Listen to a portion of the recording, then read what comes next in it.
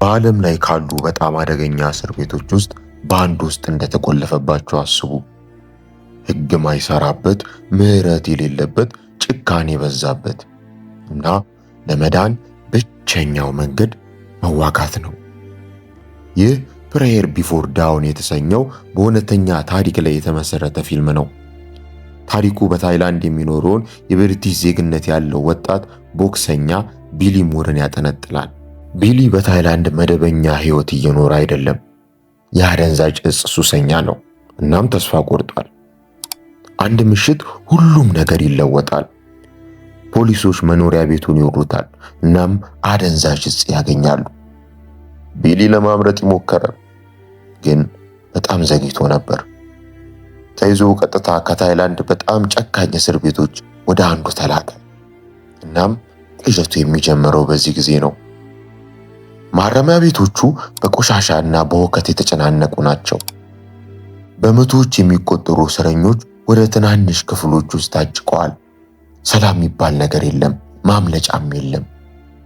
ቢሊ አንድ አስደንጋጭ ነገር በፍጥነት ተገነዘበ። እዚህ ጠንካሮች በሕይወት ይኖራሉ፣ እናም ደካሞች ብዙ አይቆዩም። ሁከት በሁሉም ቦታ አለ። መተኛት እንኳን አደገኛ ነው።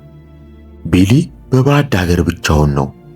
ቋንቋን እንኳን አይረዳውም እና ማንም ቢኖር ወይም ቢሞት የእስር ቤቱ ታሳሪዎች ግድ አይሰጣቸውም። የቢሊ ሱስ እየባሰ ይሄዳል። በእስር ቤት ውስጥ አደንዛዥ ዕፅ መጠቀም ይጀምራል። ይህ ግን ነገሩን የበለጠ ያባብሰዋል። አንድ ቀን ፖሊሶች ይዙታል። እናም ቅጣቱ በጣም ከባድ ነው። ይደበድቡታል፣ ለብቻው ጨለማ ክፍል ውስጥ ይጥሉታል።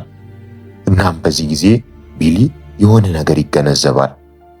በዚህ ከቀጠለ እንደሚሞት ይረዳል። ይህ ጊዜ ለቢሊ ጨዋታው መለወጥ አሊያም መሞት ይሆናል። አንድ ቀን ቢሊ የሙዋይታይ ቦክስ እስር ቤት ውስጥ ያገኛል። ይህ ዕድል ለሱ ሊሆን ይችላል። እናም ቢሊ ይመዘገባል። ግን አንድ ችግር አለ። እነዚህ የጨካኞች ጨካኝና አደገኛ ናቸው። ምንም የክብደት ደረጃዎችን አያውቁ። ምሕረት የለም። መሞት ወይም መዳን ብቻ ነው ያለው።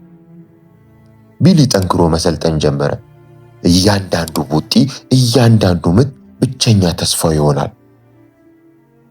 ቢሊ ቀለበት ውስጥ ገባ። ሕዝቡ ይጮሃል። ተዋጊዎች ጨካኞች ናቸው። ትግሉ ይጀምራል። አረመኔ ናቸው። ቢሊ ተመታ፣ ወደቀ። ግን ለማቆም ፈቃደኛ አልሆነም። ትግሉን ይቀጥላል እና አንድ የማይታመን ነገር ይከሰታል። ቢሊ ያሸንፋል። ጠባቂዎቹ እሱን ያስተውሉት ጀመር። እስረኞቹ ያከብሩት ጀመር። ለመጀመሪያ ጊዜ ቢሊ ተስፋ አገኘ። ቢሊ ተጨማሪ ግጥሚያዎችን በማሸነፍ ትግሉን ይቀጥላል። በአእምሮና በአካል ጠንካራ ይሆናል። ቦክስ ዲሲፕሊን ይሰጠዋል፣ ዓላማ እና ተስፋ። በመጨረሻ የእሱ ትርኢቶች ትኩረት ይስባሉ እና የማይታመን ነገር ይከሰታል። ቢሊ የነጻነት ዕድል ያገኛል። ከሁሉም ነገር በኋላ፣ ከብዙ መከራ በኋላ ቢሊ በመጨረሻ ከእስር ቤት ይለቀቃል። ከእስር ቤት ይወጣል። ፍጹም የተለየ ሰው፣ የበለጠ ጠንካራ ሰው ይሆናል። ይህ ፊልም ስለ ቦክስ ብቻ አይደለም፣ ስለ መኖር እና በሲኦል ውስጥም ቢሆን ተስፋ ለመቁረጥ ነው። ምክንያቱም አንዳንዴ በጣም ጨለማ ቦታዎች በጣም ጠንካራ ሰዎችን ይፈጥራሉ። ፕሬየር ቢፎር ዳውን። በዚህ የፊልም ታሪክ ከተደሰቱ ላይክ እና ሰብስክራይብ ማድረጉን አይርሱ እና የትኛውን ፊልም በሚቀጥለው ቪዲዮ እንድሰራላችሁ በኮሜንት ይጻፉልኝ። ቢዩቲዩበር